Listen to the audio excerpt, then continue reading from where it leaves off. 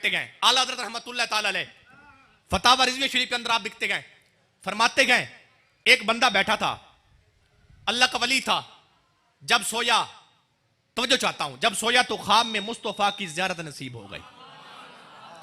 जो इस बात पे बोले मौला उसको भी मुस्तफा की ज़ियारत नसीब फरमाए।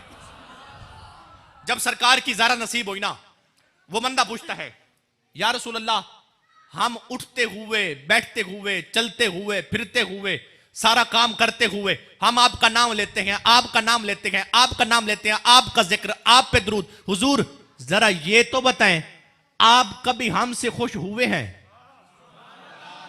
नहीं फरमा रहे, तवज्जो, बचा गए हो सारे यार। अर्ज के हुजूर हम चलते हुए, सोते हुए, उठते हुए, बैठते हुए, खाते हुए, सारा काम करते हुए हम आपका नाम लेते हैं, आपको याद करते हैं। हुजूर ये बताए कभी आप हमसे खुश हुए हैं?